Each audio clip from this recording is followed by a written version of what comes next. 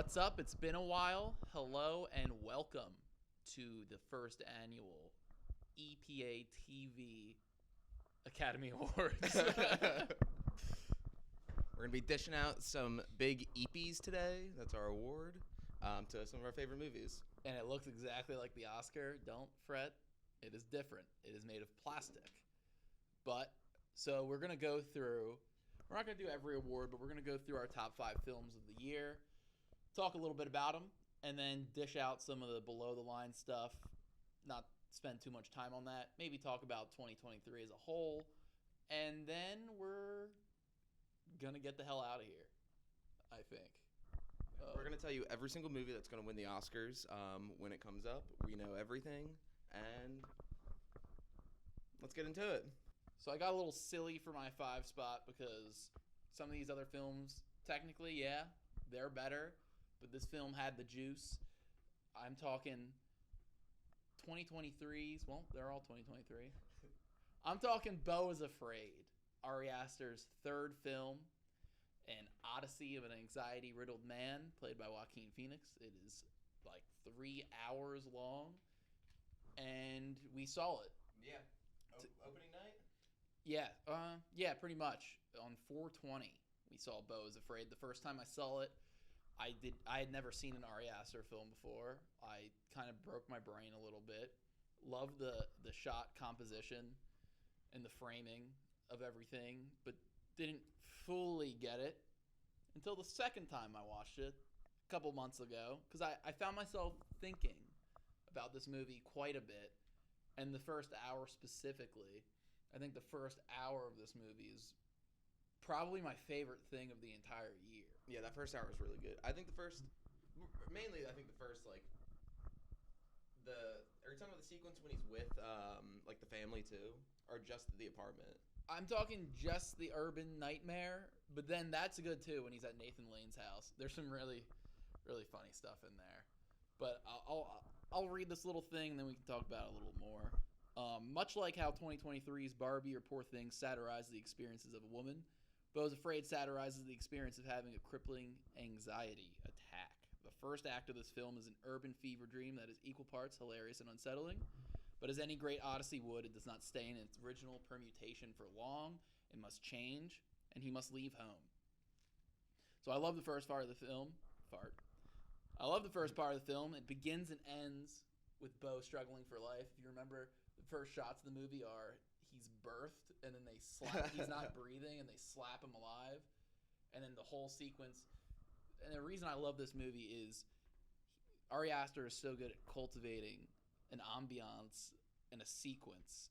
So it starts with that, and then it ends with him almost drowning in the tub with the fat guy. Mm-hmm. Then he runs outside and gets hit by a car. So the sequence kind of begins and ends in the same way, with him drowning and then being shocked.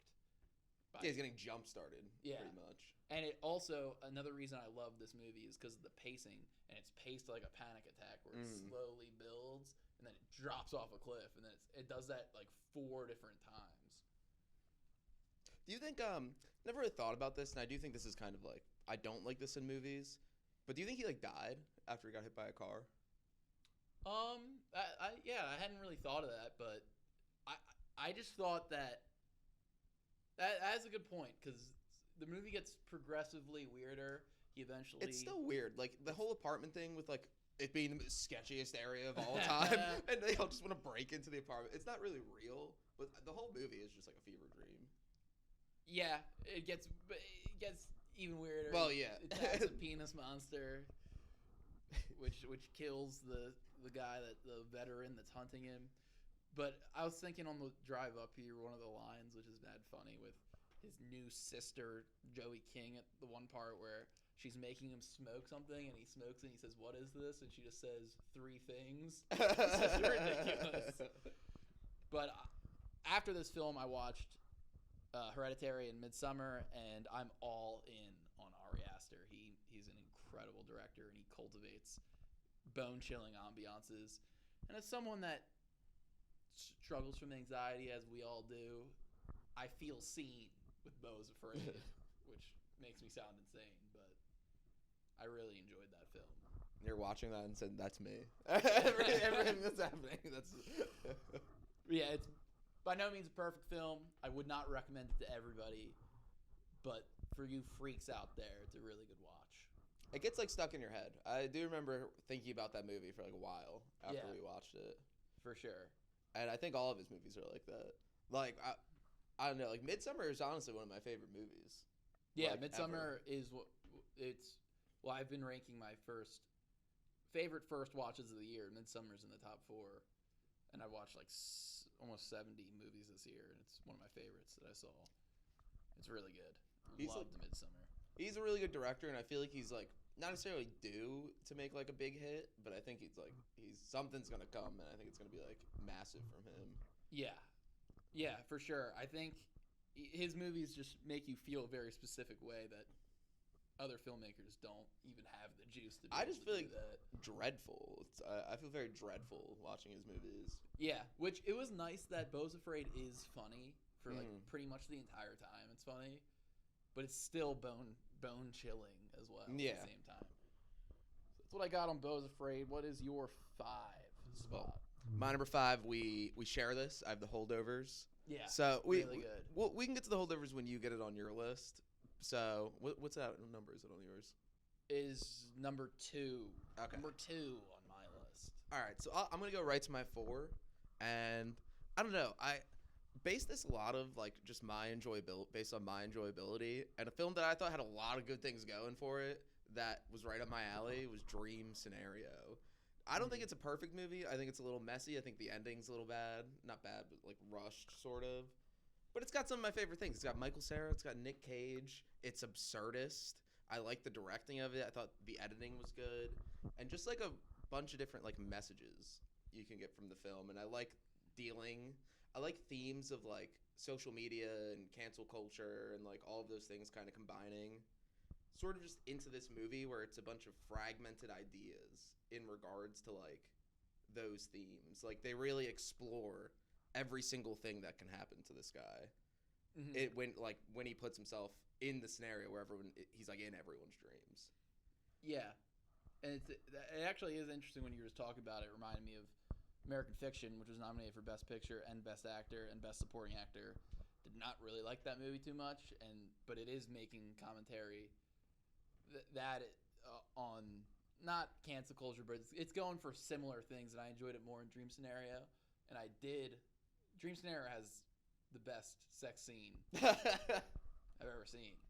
Yeah, I thought maybe Beau Is Afraid had like a good sex scene in there. Oh shit! Yeah, I forgot to even mention that. Yeah. Well, the Beau Is Afraid one is a sex scene. The Dream Scenario one is a gag. Is just a straight up gag. Damn, I actually do think I like the Beau Is Afraid one more. That one's just mad funny because she just dies. That's more important to the story in Beau Is Afraid because that's what he was afraid of his whole life. It was like building to that. Yeah, I just think, but the way everything's staged in Beau Is Afraid, that's more important because it's a lot more like indirect in Dream Scenario. It's like in the sex scene, he's about to like cheat on his wife, and then he farts, farts, and then after that checks out. And then after that, then he's pretty much vilified after that. After him doing with the one small digression, he lost it. Yeah. He lost everything and becomes the villain. Yeah, I did enjoy that movie quite a bit as well. I thought it was just, I don't know, just watching it is very enjoyable, very funny. I'm a sucker for any good Nick Cage movie. Just really, I think most people are, though. Yeah, it was good to see Cage not doing a direct-to-Tubi ass movie. I know he said, I saw him say this, he's like, yeah, this is like an unofficial trilogy, sort of. It was like, he said like this, Dream Scenario, Pig, and like the Massive Talent movie. He's like, yeah, this is like a trilogy of sorts. I haven't seen Massive Talent, though. I just watched Pig this year for the first time, and it was alright. I didn't really like it that much. Pig's a little weird, and they try to set it up like it's a John Wick movie, but it's like not. Yeah, that's what I thought it was. No. The only thing John Wick about it was like the weird underground, like, cook ring, which I thought made the movie weird. I thought that was so out of. Weirdly enough, is Nat Wolf? Is that his name? Is that the one? The naked brother? Is that the right one? Is it Alex? I think it's Alex Wolff. Alex Wolff. He's good. also good in Hereditary. Yeah, he's actually a good actor. He's good in Pig. He's good in Pig. All right, I'll kick it to. That was it for. Yeah, that's it. That's all I got for Dream Scenario. I'll kick it to my number 4. which was my number one right when I saw it. This movie is not available for rent or for purchase on streaming on anything, so I have not been able to watch this a second time yet. But that is Hayao Miyazaki's The Boy and the Heron, his 10th film, or 11th, his 11th film. And what I wrote about that is, in the latest and last film from legendary filmmaker Hayao Miyazaki is a refreshingly mature tale as far as animated features go, where our hero, Mahito, begins the film running towards fire in a war-torn Japan in hopes to find and save his mother. Later, when his father moves him to a rural area, Mahito meets a mysterious talking heron who takes him on a spellbinding odyssey to save his mother. What we get is a beautiful tale of grief, overcoming loss, and coming of age. It's loosely adapted and inspired by Genzaburo Yoshino's 1937 novel, How Do You Live? And I believe the film is answering that exact question. You meet a beautiful array of lively characters. Mahito learns the meaning of life. It is beautifully animated, awesome writing, subtle, mature. It has awesome voice casts from friend of the show, Robert Pattinson. Amazing performance. Can't wait to watch it again. Some wanted more action. The people that I saw it with did. I don't think the movie's about that. You were really the only one who liked it a lot, I feel like, out of when you saw it with like our friends. Yeah, this one also moved me to tears in the theater. There was 2 movies this year that moved me to tears. The other one's higher on the list, and this was one of them. It really has a beautiful messaging in the movie. And then, yeah, I don't even want to really say too much about it. Because I'll probably get to that eventually. I just wasn't necessarily interested in that this year. But the way you speak about it, that obviously makes me really want to watch it. Yeah. So, not related to theme, was Robert Pattinson the wacky ass duck? Yeah. He is. Like I call him a duck. So that was him in the trailer doing the weird ass voice. It is. Robert Pattinson's like the main weird character in the movie. That's all. I love to see that. Yeah, it's kind of like a bit of an Alice in Wonderland type thing. Well, it's like Spirited Away, isn't it? Kind of like a little bit. They whisk him away into like a weird world. Almost the elevator pitch for both films is almost the same. It's she's in a spirit world saving her mother, Like her parents. Yeah. Her parents. Which Spirited Away is one of my favorite movies of all time. Yeah, probably so is one good. of my top 10. This isn't as good. It is really, really well executed though, and subtle, beautiful, poignant, beautifully animated. I love the running towards the fire, the image. They intimated a couple times. Good stuff. Check it out. Not available on streaming though. Not available anywhere. Check it out, but you can't. But when it comes out, check it out. All right, we'll watch it together. I missed that one too. Missed a lot of movies. Fantastic score as well. Ludwig should win for Nolan for Oppenheimer, but this was the second best score of the year. It's a beautiful score. That's all. I like that. And that's what I got on The Boy and the Heron. I feel like anytime I like actually notice a score is how I know it's good. Yeah. Like if like the Oppenheimer one is mad good. Like that's insanely good. Yeah. Like just like when you're watching that, you're like, oh yeah, this is it. Yeah, I'd love to see an experiment where you take out the score and add something else. He's just that. I know Ludwig's just like a goat. He's just like a goat. Well, we're both because the internet fans. So. Yeah, that's an insanely good album. So you know that boy is good when he was working on that album. So I feel like he produced like all of it.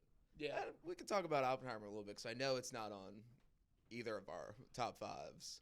No, surprising. I feel like a lot of the bigger movies. I don't have Killers on my top 5. I don't have Oppenheimer. No. Barbie, I feel like we wouldn't, but not in my top 5. Just a lot of heavy hitters. There's a lot of movies I like that are in my top 5. But yeah. I feel like everybody liked Oppenheimer. Yeah, it's great.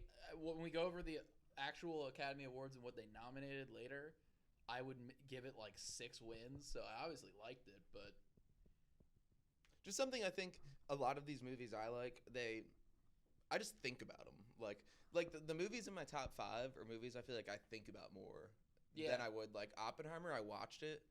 Very entertaining. Great experience in the theater. But I'm not like sitting there like a month later like thinking about like, wow, Oppenheimer was like a really like challenged man or something. Like I'm not like, It's not in my head. I think the common theme in my 5 is films that were emotionally resonant with me. Yeah. I'm personally not emotionally resonant in the arc of the American Prometheus of this tortured genius. I just don't really attach myself to those themes as much. It's a really entertaining movie. I'm also not the biggest history guy, so like I don't know. That's about as good as it gets for a historical movie, though. Yeah. That's like as good as like I guess it's a biopic. Yeah, and I did enjoy it the second time more, but just outside the top 5. Yeah, it's probably like my number 7 or something. Alrighty, so what's your 3? My 3, 2023's Asteroid City is my number 3. I think this one's a little more divisive. I know you liked it though. Yeah, I know you liked it, but I think a lot of people really didn't like this movie. Like compared to like people say it's like the bottom of Wes Anderson's like filmography. Mm-hmm. But I don't know. This is another movie where I just thought about it like for a really long time. I was looking into like the themes and stuff, and although I think this is a little confusing sometimes, the movie and the way it presents itself, I think you compare it to The French Dispatch, which I didn't see, but you told me about it, and it seems like a more like focused like version of that, where it's like a play within a play, and like Wes Anderson's doing his like Wes Anderson stuff, where it's like I don't know, just something about this movie really stuck with me. It looked gorgeous. All of his movies look mad good. The songs, the score, the shots, that scene with Margot Robbie at the end is probably one of the best scenes. That's awesome. That's probably like a top scene of the year. Like it probably is one of my favorite scenes of the year. And interestingly enough, Wes Anderson and Hayao Miyazaki are interested in similar ideas. This is a movie about grief. There's the great line, "I don't understand the play. Yeah. Just keep performing it," or whatever. Paraphrase that. But it seems like these filmmakers were very interested in similar ideas of overcoming grief. I think, and with this one, it seemed like the idea that like grief isn't like linear, sort of, and I think it lends itself to like a Wes Anderson movie because the characters are always so emotionally distant that I think it's like that's how they process grief. And this, I think it's just, I don't know. It seems like Wes Anderson put more of himself into this movie than he would like any other movie. Like it seems like it's critiquing a lot of like his style at certain points, like how about like he overdoes it at sometimes. Like I don't know, I just feel like he's saying a lot more about himself, if that makes sense. It's definitely self-referential. Way more than a lot of his other things. Yeah, for sure. I mean he put a lot of himself into something like The Royal Tenenbaums, but since that movie came out like 22 years ago, so in the new age of Wes Anderson, it is a very much more personal tale. Yeah, it's like meta and self-critiquing of himself and his like public image as well at the same time, I think. That's what I got from it. Yeah, and I thought the movie looked beautiful as well. The whole set. The colors were divisive. The acting, I liked all the actors in it. I'm a Jason Schwartzman head though. I'm always a fan of anything he's in. Not to step on my awards, but Best Actor is one that actually filled out all 5, and he's in there. And your top 5? Schwartzman, yeah. I feel like he's an underappreciated actor, but he was Letterboxd's top actor of the year. I'm pretty sure. Yeah. Thanks to that and Spider-Man and he's a great Hunger actor. Games. He made me watch I Heart Huckabees earlier this year. Anything he's in. On my fucking birthday, I took off and I watched that, and I just didn't like it at all. That's not a Wes Anderson. Who's that by? No, that's David O. Russell. Oh, fuck that guy. Yeah. Yeah, his movies suck. David O. Russell sucks. He's a hack, I think. Yeah, and he's just a horrible Well, person. did he do Silver Linings? Yeah. That's his only good movie. And he's in American Hustle. That movie was boring. I didn't like that. We're talking with. Yeah, we're not talking 2023 anymore. We're talking a director who's not even relevant. But yeah, I did enjoy Asteroid City. That was in my top 10. Yeah, that was number 3. Yeah. My next 2, I think, are like legitimately like a tier or 2 above like the other 3 movies I named. But all right, what's your 3? Yeah, so you had a top 2. I had like a top 4. Yeah, like my 4, 5, 3 were like, I don't know. These could have been any other movie. Like low key chance Wonka could have made it if you caught me on a good day. Like yeah, I've been getting flamed for my love of Wonka from all directions. That's a fun ass time at the movies. That was a good ass movie. Like that's all I can say. Yeah, Pat, if you're watching, come on. He flamed you for that? He flamed me for it. My cousin saw it. He didn't like it. Didn't flame me though. But yeah, I mean, I think. Sorry, I have hope for the world. Yeah. Jesus Christ. Nothing wrong with a little musical. My next film, notes on the phone. Apologies, my tennis elbow was acting up. I couldn't write. So, my third film is David Fincher's The Killer. We saw The Hillers. We saw The Holdovers and The Killer double feature, both on my lists. So, good night. What I have to say about The Killer. In the hands of another director, the opening sequence would be boring.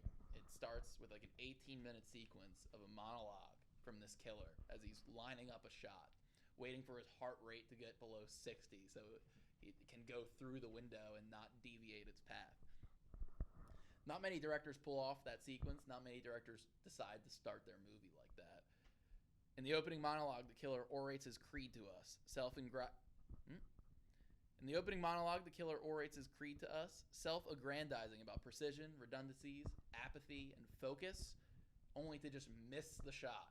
I thought this movie was really funny in that way, and he ends his monologue with a "I don't give a fuck," and the music of the Smiths pulls through the movie. And as he says, "I don't give a fuck," the Smiths echo, "I go about things the wrong way." And I think the use of music and how on the nose it was something that I enjoyed. And it's making a commentary on what you're seeing. And it's not shy about it. There's a scene where he's packing up a truck and Girlfriend in a Coma is on. And his girlfriend in the movie is like literally in a coma. And at one point, there's a song where it says, "Will nature make a man of me yet?" that I noted. But our killer is everything that Fincher is. Clinical, thorough, unrelenting. Polished and self-referentially funny. This is a movie that's very self-aware. It's constantly winking at the audience. This is something that Fincher has explored in something like Amy's monologue from Gone Girl, where she's talking about wax stripping her thing.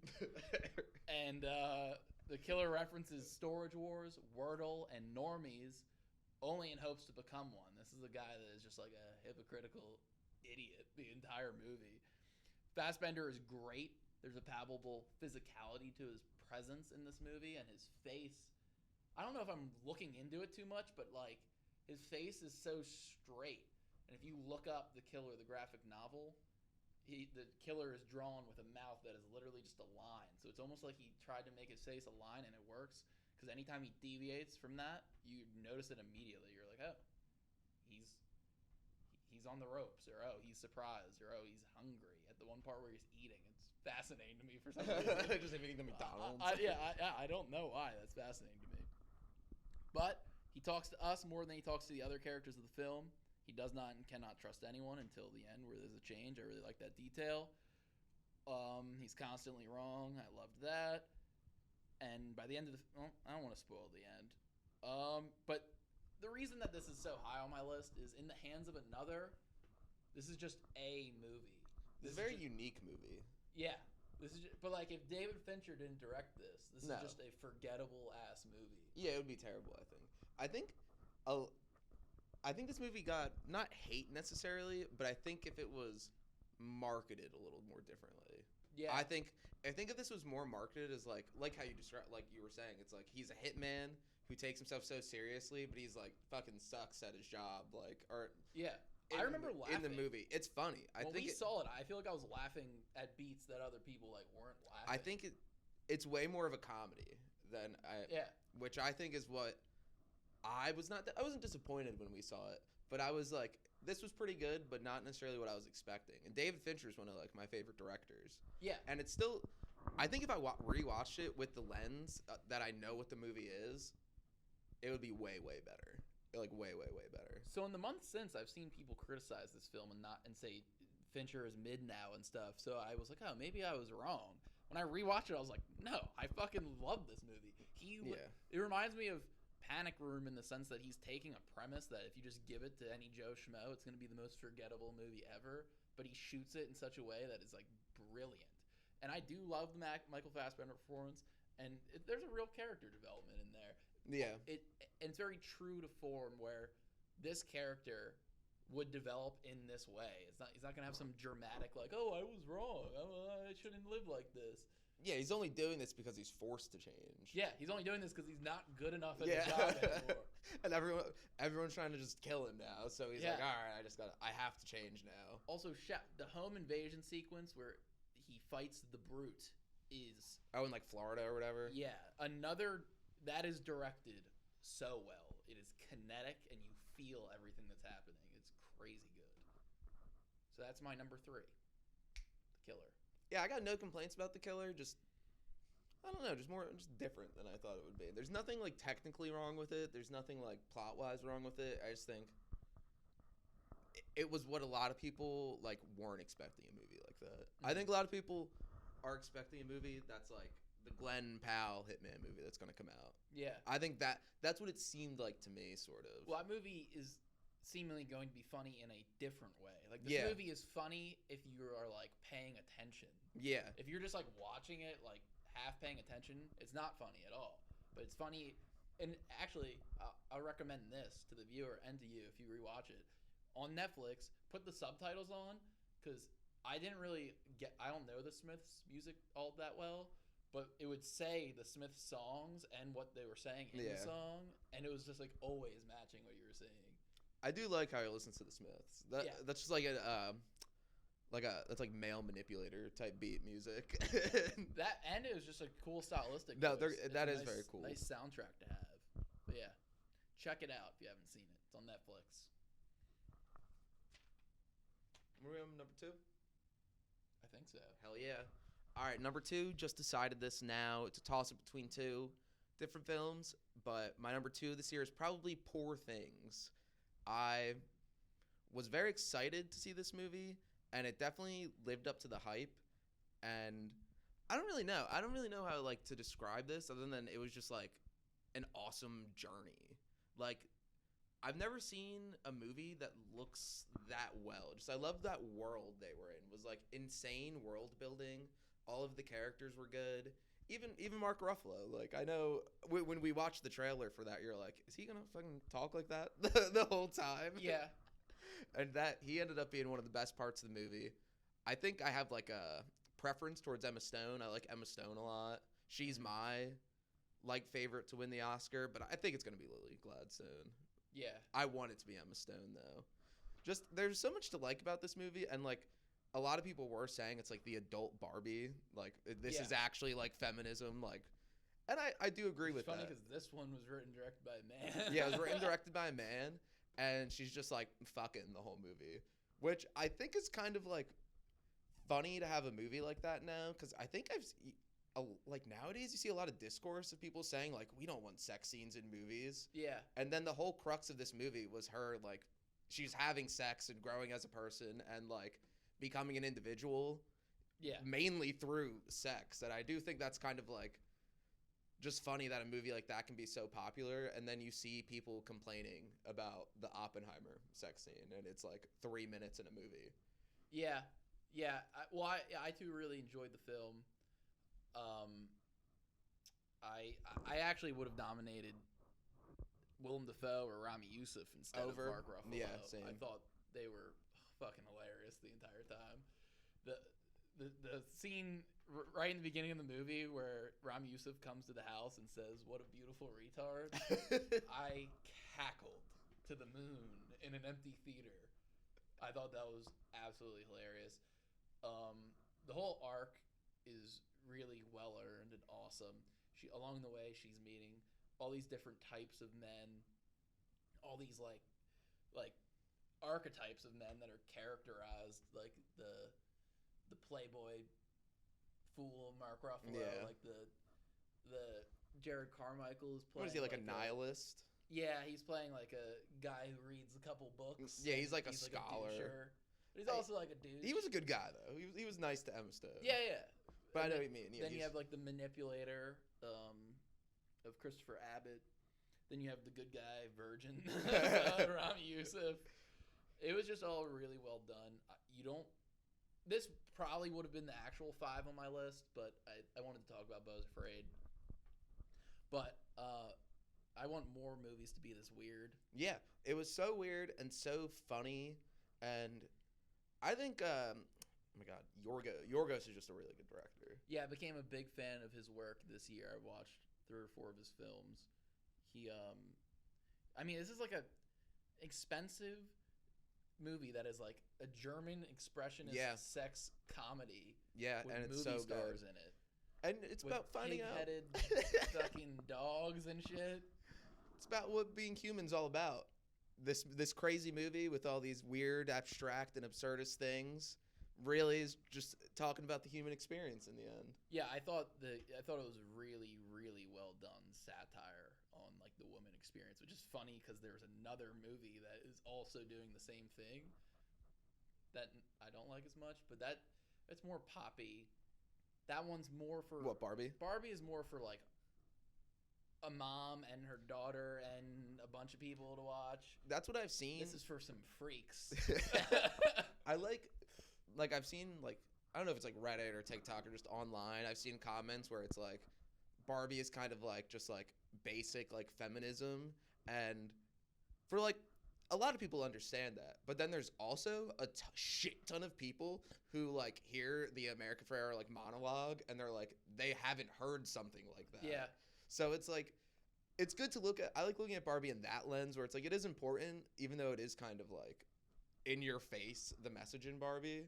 But there's so many people who don't actually have like messages like that explained to them. Yeah, that's a good point. And I mean, I hate to even talk about Barbie more than talk about Poor Things, because it's a really beautiful, well-made film. No, I think it's good. I like comparing them, honestly, because it's like it's similar enough themes in a year where these are two of the biggest movies of the year, pretty much. Yeah, and I'm glad this one made money. Beau Is Afraid made like $10. Yeah, and 5 of them were me. I think that theater we were in was like pretty packed, and that was probably like all the money from the one theater. Yeah, it made like a third of the budget, I think, back on the box office. So I'm glad this, and that's a big weird movie as well, because I like the big an Odyssey. Give an auteur a bunch of money and let them do whatever they want, and I'll be there. And I liked Poor Things. Poor Things is a better film than Beau Is Afraid for sure. But I really liked Poor Things. I think that's all I have on it. Yeah, I don't have too much. I just knew I'd like that movie, and I was very, very, very happy watching it, because this is kind of the opposite. But expectations play a big part in how I like come out of a movie. I was insanely hyped for that, and I feel like that almost could ruin it for me in a way. Same thing, opposite side of the spectrum. Madam Web. I was hyped for Madam Web because I'm like, this is gonna be awesome. It's gonna be so funny. It's gonna be so bad. Then I watch it and I'm like, oh, this is just shit and whatever. But Poor Things delivers, whereas Madam Web doesn't. I guess is the point I'm trying to make. All right, my number 2 was your number 5. Yeah, number 5. Alexander Payne's 8th film, The Holdovers. It is about a cast of misfits. The curmudgeon Paul, the rebellious Angus, and the grief-stricken Mary are held over at a boarding school in Massachusetts for the holidays. And this movie has the juice. It's got the Riz out the wazoo. it feels like a nice hug when you're watching this movie. It has an incredible, and I mean incredible, performance from Paul Giamatti. Everyone was good. Yeah. Well, Paul especially. I think. I know you said you'd be a little not disappointed if Cillian Murphy won, but yeah, I'll give it to Paul. I think he was probably better. I think he was better. Paul's got the juice, and Payne and Paul are a good mix with Sideways. Really, really good Paul Giamatti performance in a different Alexander Payne film. But when I was thinking about this movie, I feel like it's about found family and stuff like that, obviously, but also the word potential kept coming to my mind. Like the character of Paul, he's at a different stage of his life. He feels as though he never reached his potential. He sees potential in Angus. And then Mary, who the potential of her life was all fucked up when her son died in Vietnam. So potential was the word that I kept thinking of. Yeah, a lot of stalled potential, I guess. Because yeah, the same thing with like what's his name, Angus? The kid's name. Yeah, I feel like his potential was stalled. His like parents just left him there, just to like kind of rot in a way. Yeah. And what's his actual name? Dominic Sessa or something. Incredible first performance for an actor. That is crazy that he's going toe to toe with Giamatti. And we're kind of like 2, 3, 4 degrees of separation from him in real life. Yeah, our friend, his ex-girlfriend's sister dated this guy. And that's it. And he's from New Jersey. That's he was like, I'm shooting a movie with Paul Giamatti. And our friend was like, yeah, okay. No, shout out Matt. Insane first performance. Like, it's just weird. No acting credits. Did they just get him from like a college or high school, like in the area? I guess so. I think that was it because they couldn't find someone for the role. I mean, the film, the color grading's beautiful. There's beautiful use of dissolve in the shot. It's very warm. Yeah. Movie, I'd say. It's not necessarily like happy all like the time either. Just the way, I don't know, just the way it's set. It just really feels like this was like a classic movie from the 70s. Yeah, it really is. It's like a time capsule.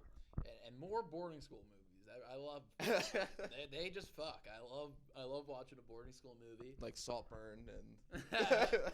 No, but the scene where he's talking about how they sent his dad away and that he hopes that his mom doesn't see his dad in himself, and Giamatti is just they're cooking. That is so good. Him and Giamatti are just the same. They're taking the same like depression like pills, and it's like, oh man. And it's genuinely hilarious too the entire time. It slows down when it needs to, and then it's hilarious again. Davine Joy Randolph, she's gonna win the Oscar. It's well deserved. Yeah, very well deserved. Honestly, I think this comes pretty close to like a perfect movie. I'd say. Like, it's not my favorite movie of all time, but it's like I think they accomplished every single thing they wanted to. Like, it's as good as this possibly could have been. Yeah, that's. And the thing is, I was thinking about this on the drive up. Is like, it hurts it that it is a Christmas movie because it is like the best Christmas movie of all time. But it is it transcends is it a little Christmas bit. movie. You can watch it whenever, but like, I feel like to crack into the great movies, I got the George great movies list like Roger Ebert. It's tough to have like a seasonal movie in there. I agree, but I just think the characters and everything going on is so good. It's just like found family and Christmas. Kind of, it's like a good theming to go together. Yeah. Well, I'm a fan of the films with Alexander Payne. I didn't really like Election too much, but I do really like the movie Nebraska. It's a Bruce Dern and is it Will Forte in that one? Really good movie. And there's a little bit of Nebraska here where it's the people seem very real and genuine. So I really like the film The Holdovers. I saw it once with you in the theaters, and then I watched it with my parents. Second time I was like, all right, this movie is just really amazing. It's just got it. It really does just have it, and the ending is so good. Like oh man, at the very end when he I guess spoiler alert, Paul Giamatti's character defends Angus and blames himself, and then when he's walking out, he's like, I've known you since you were a boy, so I have the authority to tell you that you have and always will be penis cancer. That's just, come on. Give it to Paul. He deserves it. It's a stacked year for Best Actor, as in 2 insanely good performances. Like, yeah. Same thing with Best Actress, I think, but I agree. 2 really good races this year. But actually, the Best Actress race is really close for me. The Best Actor race, that's all I'll say. It's easily Paul for me. I think Paul was better. Yeah. It's not really close for me. The other one is close. Okay, so what's your number 1 film of 2023? My number 1 2023 film is 2023's May December. This is just an awesome movie. This movie was just awesome. Yeah. I can't even like describe, like, this is a movie I had no idea what it was about, and I just saw it on Netflix. I'm like, oh wow, this is like pretty good cast. I saw like had good reviews, and I was like blown away. I'd say it's an insanely good script. I love how melodramatic it is. It's not necessarily, I don't think it's like camp as a lot of people say. I think it's just trying to like evoke a sense of it being like a 90s like, I don't know, sort of like an investigative like melodramatic piece sort with of. the score. Yeah, with the score and with what's going on. And I know I mentioned what scene did I say before? One of the best scenes, Asteroid City, that being one of the best scenes with Margot Robbie. One of the other best scenes, best line, probably the best line of the year was Natalie Portman saying, "That's just what grown-ups do." Oh yeah, that shit's gas. That shit's gas. Yeah, some of the best performances of the year are in that movie. The best performance of the year. Yeah, instant star. Charles Melton. His performance, what he's doing, is mind-blowing to me. I've never seen that guy act before, and I'm all in. I've seen Riverdale, maybe, and didn't stand out to me then. He's good as fuck. And I would have also nominated. We'll get to that, but I also would have nominated Portman for Best Actress for this movie. Yeah, Julianne Moore was good, but Natalie Portman had a lot. She went for it, and this is another thing where, like, Hollywood loves movies about Hollywood, but this is like the antithesis of that. This is like shitting on Hollywood. Yeah, it's not the beauty and the allure of Hollywood. This is making fun of Hollywood. And that's why this got no nominations. I got think zero? I'm pretty sure it got zero. Maybe Natalie Portman, but I think this got 0 Oscar nominations. It's a stacked director year, but Todd Haynes I would have to think of because the shot direction and everything, the whole look of the film was brilliant, honestly. Really good shots. All the mirror shots were it so has the good. best. I do weirdly enough love the last scene in Oppenheimer, but it has one of the best last scenes of the year. The last scene of this movie to me is the movie. It's the whole point of the movie. It's just so good. When you realize that the movie that she was in this whole time is horrible, it's hilarious. Like she's literally recording a Lifetime movie. Yeah, and then she loves being this woman way too much. That's just awesome. She literally just. She interacts with Charles Melton, and she sees him as a kid because they just stalled his youth. Yeah. Pretty much. And it's heartbreaking, honestly. No, yeah, his performance is rough. But That's what I'm saying. I love a good physicality to a performance, and he's like impish and squeamish and like someone who was abused probably would be. The scene of him and his son on the roof. That talk about scene of the year, that's up there. Oh, man. Scene of the year should be a thing at the Oscars. It should be. But then they'd have to define scene, because sequence and scene, some people would be like, oh, the whole first thing in Beau Is Afraid is a scene. It'd be like, yeah, kind of. That's too, like, I guess you got to get into the nitty-gritty of that one. That would be like the new award at the Golden Globes. There was like, best box office achievement. That was a dumbass award. I hated that they added something like that. Well, they just won. Barbie. Actually, yeah. That was the only way Barbie was going to win an award is if they made a category up for it, just for making a ton of money. May, December, I also knew nothing about it. I think it came out like Thanksgiving weekend or something. Yeah, just really Everybody random. was home, and it just dropped on Netflix. And I just watched it, and I was like, holy shit, that was really good. You just know you're in for a ride when it's like, whatever said, like, we need more hot dogs or whatever. The fucking like the music, scene, the music is so crazy. Just... I've talked to people that didn't like the score, but I see what they're going for. It is definitely intentional. I guess you can not like it. Just know that it's intentional, though. Yeah, I don't necessarily think it's like, oh, this score's awesome. Like, I'm gonna listen to it. I like the purpose of what it was doing. That would be a crazy move. You get in Uber. Play the score of May, December, please. Well, you know, I could see myself, like, if I'm like studying or something, I could listen to like the Oppenheimer like soundtrack. Oppenheimer goes hard. Same thing with Talk about Adderall. That one. This is completely irrelevant, but the best soundtrack of all time is the Social Network one. If you've ever listened to that, I listened to that shit. That's so good. Well, yeah, Fincherhead. You're talking to a fellow Fincherhead. Oh man. Well, the Social Network, that's like one of the best movies ever. Like that, legitimately is like a top 5 for me. But who doesn't love the Social Network? Yeah, one of my favorite things about Fincher is that someone asked him one time, they were like, why do you make these movies that are so ugly and like about like horrible things? And he says, we're all perverts. He was like, everybody is a pervert, and I'm going to start showing people that. I was like, hell yeah. I feel like everybody is drawn to the negative and the perverse as opposed to like a positive thing. Yeah. That's just how human nature is. I feel like I guess Fincher's right. Fincher is right. Everybody's like that. Yeah, so the Julianne Moore lisp, I could see that going either way.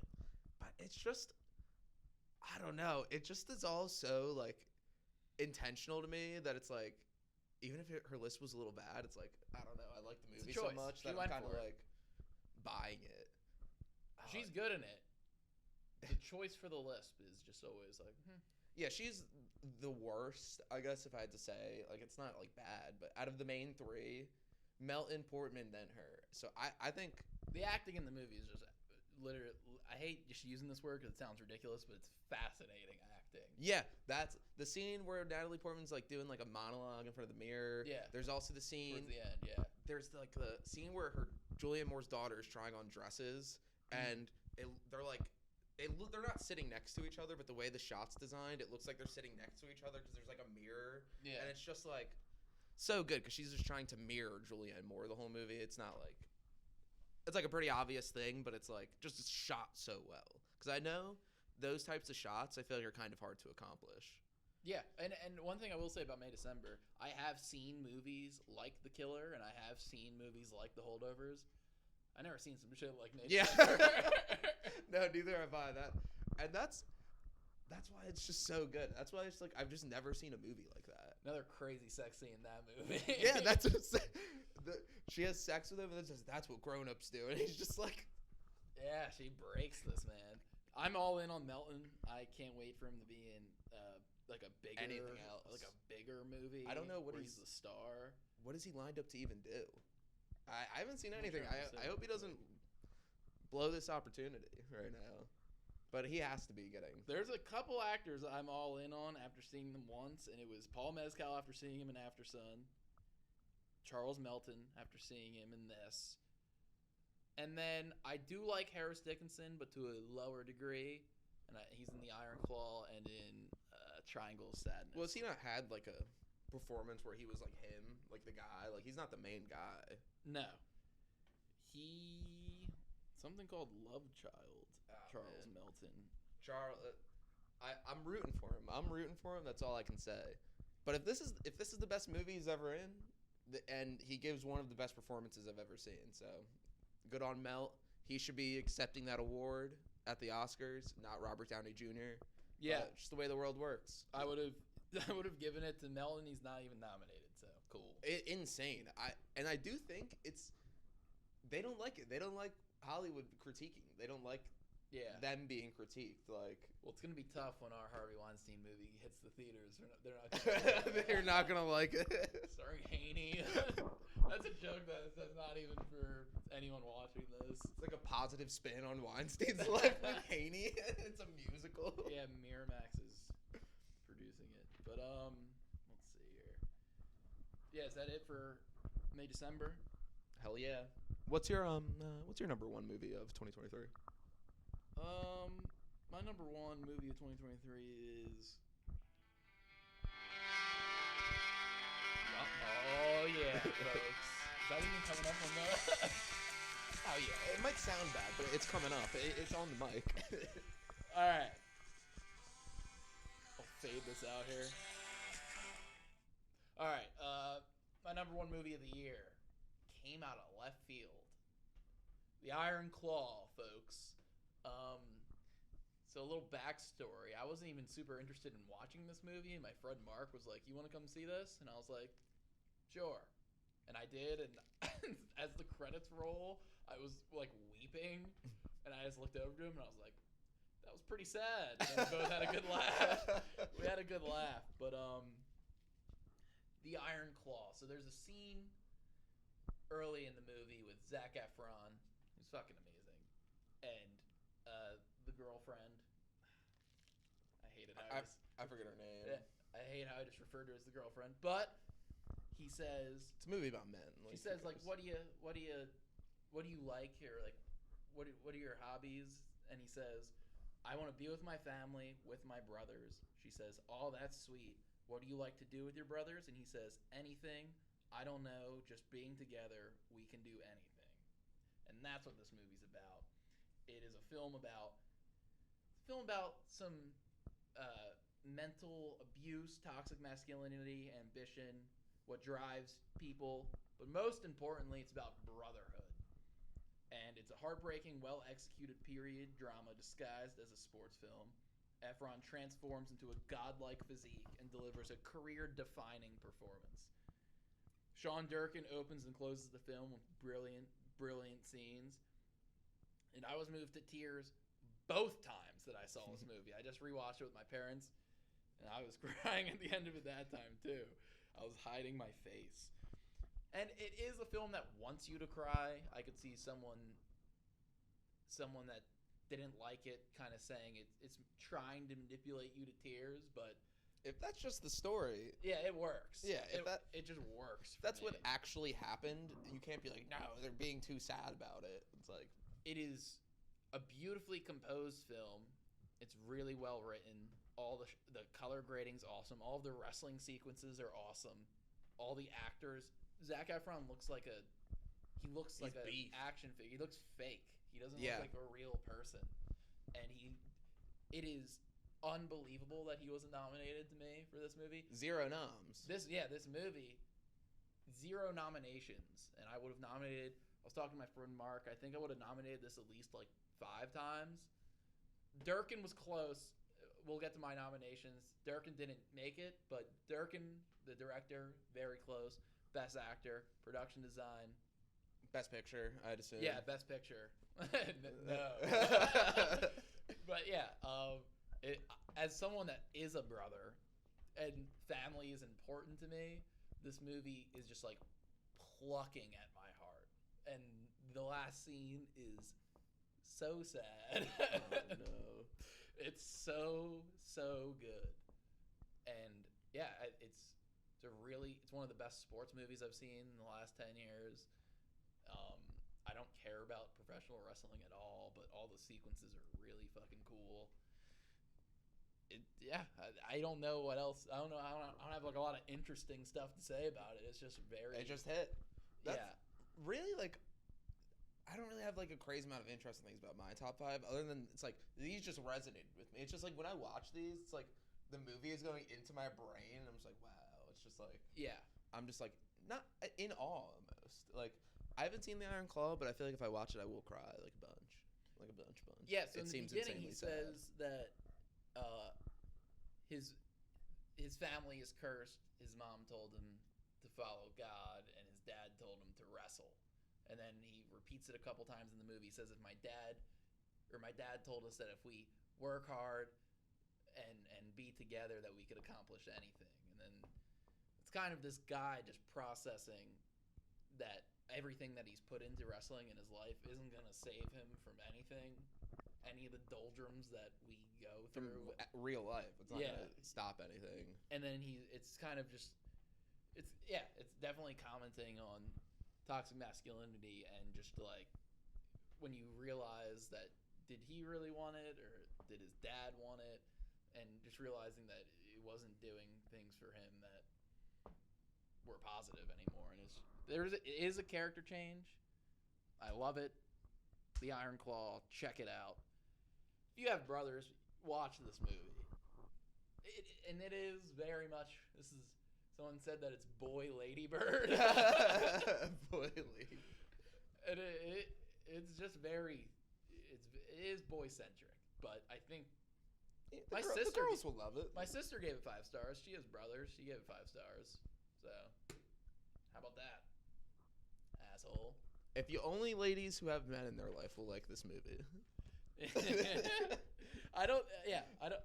I'm just saying, the scenes that make me cry are, I think, because I have brothers. Yeah, it resonated with you more to make it your top 1 because of the emotional connection you had with it. Whereas, like, I feel like if someone doesn't have emotional connection, they might like the movie, but not, like, love it. Yeah, and the discourse on the movie was surprising to me. I saw a couple of the people, I listened to a podcast about it, and they said, well, Kevin Von Erich was actually, or whichever Von Erich, the, what's his name? The chef guy. Jeremy Allen White.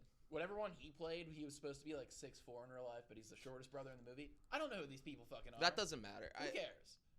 Unless you're trying to be like if you're claiming to be a completely historical accurate movie, then you can't be doing shit like that. But this is a movie. You're trying to tell a story. You're trying to tell a good story. Yeah. It does not matter the real intricacies unless it's like actually important to like the message and theme of the film, I feel like. And the shot direction in this movie is fucking awesome. Like, from the page to what they shot, trying to tell the story, what they choose to put in the frame is, like, really motivated and really good. And it tells a story on its own without the dialogue. It's dope. Check it out. I did see, I did like the one dance scene I saw at the wedding. Yeah, I just saw a clip. I just saw a clip of that, and like the comments were were like, the only happy scene in the movie. The comments were like, they have Zac Efron's like kind of cleaning up everybody. He's the best dancer there from his High School Musical days. Yeah, he's awesome. It sucks that he wasn't rewarded for this performance because it really was great. So, my number 5, Beau Is Afraid. My number 4, Miyazaki's The Boy and the Heron. My number 3, The Killer. My number 2, The Holdovers. My number 1, The Iron Claw. My 5 here, Holdovers. Dream Scenario, Asteroid City, Poor Things, May, December. And I did have a couple honorable mentions, more so, that we don't have to get into these, that I just want to talk about really, really briefly, just as films I liked, but weren't like top 5. The new Spider-Man movie, Across Spiderverse, that was awesome. Maybe it would be in my top 5 if it was completed, but part 1, still have to wait like another year or 2 to watch it. Bottoms, really funny movie. Probably the best comedy, like straight up comedy I saw this year. Priscilla, also mad good. I don't know what it is about Sofia Coppola's movies, but they have a weird draw. Have you seen Priscilla? No, but I do love Lost in Translation. They're like, I don't necessarily even think like her movies are like that good, but I'm just very drawn to watching them. And I don't know how else to describe her movies because I've seen like 3 or 4 of them. Yeah. And they're all just like good, but like in a weird way that I haven't seen from other directors. I wasn't interested in that. Priscilla's good. And then last one, Scream 6. That was just a good-ass theater experience. And I love that franchise. Yeah, I guess I'll shouts out Oppenheimer. Shouts out Oppenheimer, leading nominations, I think. I mean, we talked about some of the other ones that were on my list, and I like those. But also Past Lives was really good. Celine Song. Really good. Did that get any noms? Yeah. That got a some couple? noms. Okay. I think it got Director? original screenplay. No, not She didn't get director? I think it got screenplay. Or maybe that's my award. I can't remember. But I have a couple quick hitters for the real Oscars. Actually, no. This is what I would have nominated. Best Actor, I would have had Jason Schwartzman for Asteroid City, Michael Fassbender for The Killer, Zac Efron for The Iron Claw, Cillian Murphy for Oppenheimer, and I would give the win to Paul Giamatti for The Holdovers. Very good. Is there anything that anyone that you would swap out? I would want Nick Cage in there, but I just like him. But I knew he couldn't. I thought there was a low-key chance he could get some noms. I don't think the Oscar. I don't think there was enough dramatic flex there. Yeah, I don't think so either, but I thought it was really good in that movie. I think it's kind of ridiculous that Jeffrey Wright got nominated, even though I like him a lot. He was good in Asteroid City, too. He's really good. He's one of the best parts of that movie. Yeah, honestly. If they gave it to him for Asteroid City, it would have made more sense to me. But that one that really I don't understand is the supporting actor, Sterling K. Brown. He even said, I saw him say, he's like, I'm not going to win this. He's like, I was dumbfounded that he got nominated for that role. The role kind of sucks. And I saw people like love the role. Really? I thought it was just written kind of bad and doesn't have an arc, but whatever. Best Actress, I would have nominated Natalie Portman for May December, Margot Robbie for Barbie, Sandra Huller for Anatomy of a Fall, Lily Gladstone for Killers of the Flower Moon, and I would have given her the win, and I would have also nominated Emma Stone. Wait, so here you just took out Annette Bening and Carey Mulligan? Yeah, and added Margot Robbie and Portman. Yep. And I heard Carey Mulligan's really good in Maestro, but I have zero interest. I have next to zero interest in that movie. To be fair, I didn't see Maestro, and Maestro's the only Best Picture nominee that I didn't see. It seems pretty bad. And I didn't see Annette Bening's Michael Phelps now. So that old people. They always have like a nomination like that where it's like an esteemed actor in like a movie that no one's fucking seen. Yeah, for sure. It's always it was well, he won a couple years ago. The Silence of the Lambs guy. Anthony Hopkins. I like how I said Hannibal Lecter. He said Silence. I didn't even know his name. But anyway, best director, I would nominate Hayao Miyazaki, David Fincher, Yorgos Lanthimos, Alexander Payne, and Christopher Nolan. And I give Nolan the win. Yeah, I got it. I think Oppenheimer's gonna sweep like all the categories. But shouts out Durkin, Scorsese, and Ari Aster for sure. Best supporting actor, I would have given it to Charles Melton. That I don't think there's really like. It's just dumbfounding to me how he's not nominated. Not recognized. It was legitimately one of the best performances maybe I've ever seen. I probably will say it probably was my favorite performance of the year. Any actor, any role, it was really good. Out of the people that were actually nominated, yeah, RDJ, but I would have given it to the little boy from Anatomy of the Fall. I would have given it to the hot, sexy lawyer from Anatomy of the Fall. Like, there's but RDJ is good. He's good in the movie. Who else is nominated for that? It's a nightmare. Sterling K. Brown. Oh yeah. Ryan Gosling. Mark Ruffalo, who. Oh, he's good. He's good. I would have given it to his co-star yeah. for Four Things. And I forget the fifth. I should have given it to Messi, the dog. That's a bad category this year. I think that's pretty bad. Score, Ludwig van Gorensen, obviously. Not even close. It is close, actually. No, it's not close. Nah, you said Boy and the Heron. I do like the Miyazaki score. But I think the Oppenheimer one just like I think that's like when you hear that, you know that it's transcended that's like win. Popular culture a little bit. Editing, easily Oppenheimer. That movie is edited amazingly. Screenplay, adapted screenplay, I give it to Nolan. Yeah, Oppenheimer. Especially because he wrote it in first person, which breaks the rules. Where is Barbie nominated? Original or adapted? I think it was adapted, but they pushed for original. I agree. I think it should be. Because they didn't have a chance to an adapted. I think that's where it should be, though. I don't know why people. I saw that there was like a weird discourse about it. You're adapting something. If it wasn't a toy, the Barbie movie wouldn't be a thing. Yeah, like the story isn't adapted from like an existing Barbie thing. But you can create the character of yeah, Barbie. That's why I don't get the push for that and how people are like pissed. And then the last thing I have is original screenplay. Justine Triet, Anatomy of a Fall, really good screenplay. But I would also honorable mention that one with Celine Song in Past Lives. Because there are some lines in that film that you dream in a language I can't understand. I loved you because you are you and you are someone who leaves. All right. That's depressing. Calm down. That's so depressing. Those lines hit. Yeah, that's what I have. That's all I have. I'm pretty much in agreement with all of those as well. Like, I don't know. I think these Oscars this year, I think it was a really good year for movies, but I just think the Oscars kind of didn't do a good job with nominations this year. Oh, yeah, 2023 as a whole is something interesting to talk about. I think it's the year of good movies. Yeah, good. Good, not great, right? Not great. Yeah, other than my top two, I think everything else is pretty good. Like, we got Fincher, Scorsese. We have these legendary directors making, like, good additions to their filmography and not great. Wes Anderson. I do think this is, maybe, like, Killers didn't resonate with us a lot, but people say Killers of the Flower Moon is one of his, like, best movies. I don't necessarily agree with that. I think it's... Yeah, it's good. It's good, though. His directing was fucking awesome in it.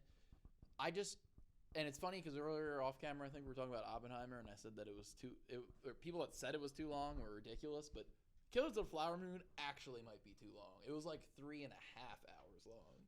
It's just like they don't need all those scenes.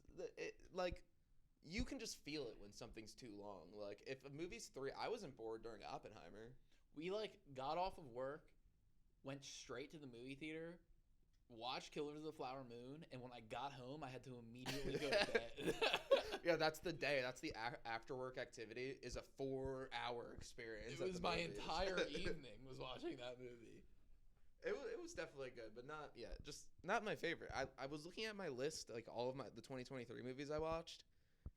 Other than like 4 or 5 movies like that were like dog shit, everything else was just good to entertaining to fine.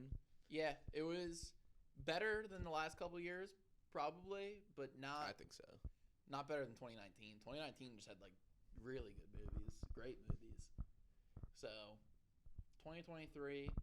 See ya. Actually, it would be interesting if Dune was released in 2023. It was supposed to be, right? Yeah. But it's not. So 2024, I've seen Madam Web. That's all I've seen too. So it's a good start. And also, fuck Ant-Man. It's the worst movie I've ever seen. That was my least favorite movie that I saw this year. And I hated Saltburn, but Ant-Man was unwatchable. that was like, it's like a disgrace almost. Like the movie itself, like whatever happens in Ant-Man, like I don't even really remember because it was like, it's just like, why? Also, real quick, Ant-Man versus Madam Web. I would rather watch Madam Web, and I'm not even kidding. Ant-Man Same. was horrible. At least Madam Web, I liked what Dakota Johnson was doing in Madam Web. Yeah, honestly, it's I funny think how bad Madam Web is sometimes. Yeah. Ant-Man is so bad, it's just bad. it's like offensive to me.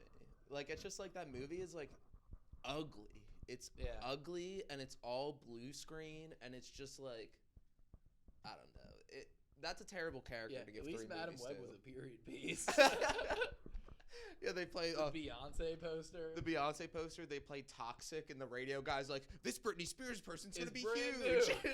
There's this brand new song. But yeah, all right. We give the Oscar to Paul.